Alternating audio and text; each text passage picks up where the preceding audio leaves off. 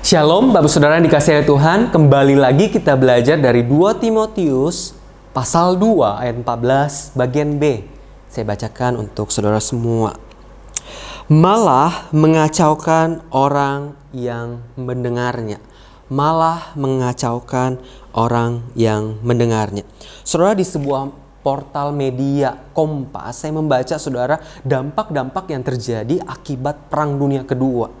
Saudara, ada orang-orang yang kehilangan anggota keluarga mereka. Ada orang tua yang kehilangan anak mereka, demikian juga anak-anak kehilangan orang tua mereka. Ada orang-orang yang mengalami luka-luka atau bahkan sampai cacat.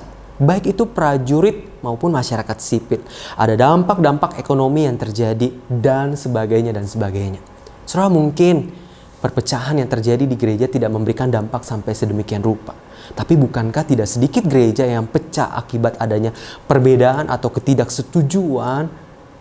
Itu pada akhirnya membuat gereja itu menjadi rusak, pecah, dan dampaknya kepada jemaat-jemaat yang mungkin belum dewasa rohani, yang kemudian pada akhirnya mengguncang gereja tersebut ataupun mengguncang pribadi-pribadi tersebut, saudara. Saudara yang dikasihi Tuhan, oleh karena itu saudara, mari setiap kita saudara sebagai pemimpin rohani, sebagai orang-orang yang diberikan jabatan rohani ataupun punya pengaruh, kalau ada ketidaksetujuan, kalau ada ketidaksepahaman, atau kalau ada perbedaan-perbedaan, mari saudara kita komunikasikan, saudara. Jangan bicarakan itu di belakang atau bicarakan itu di media sosial. Saudara, dampaknya membuat gereja menjadi pecah, tidak ada pertumbuhan. Dan saudara, kalau saudara tahu, iblis sebenarnya sangat suka kalau gereja itu tidak bersatu atau bersahati sama-sama.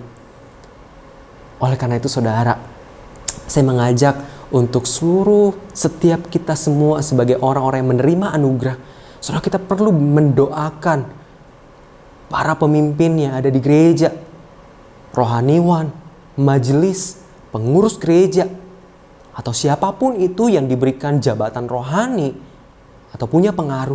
Kita perlu mendoakan agar Tuhan memberikan anugerah, menyatukan mereka semua, bersahati sama-sama, melayani Tuhan yang sama, melayani Tuhan untuk kemuliaan Tuhan, kerajaan sorga, supaya gereja dimanapun berada menjadi saluran berkat dan orang-orang boleh merasakan kasih Tuhan. Mari sama-sama kita berdoa. Tuhan, Bapa kami yang baik, kami datang kepadamu Bapa. Kami berdoa bagi setiap rohaniwan. Kami berdoa untuk setiap majelis, pengurus gereja, komisi, atau siapapun itu yang diberikan jabatan rohani, yang punya pengaruh.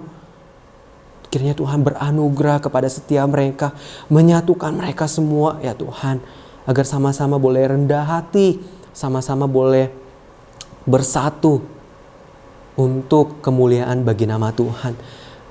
Perbedaan-perbedaan itu ada, ketidaksepahaman itu ada.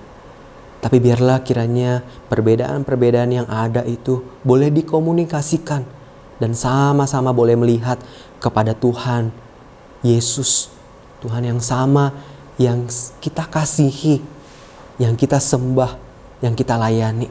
Biarlah kiranya Tuhan semua gereja sama-sama boleh bersatu, bersehati untuk kemuliaan bagi nama Tuhan. Bapa, berkati kami hari ini di dalam keluarga, di dalam pekerjaan, atau di dalam studi yang sedang kami kerjakan dan lakukan, atau bahkan di dalam liburan kami. Berkati kami Tuhan.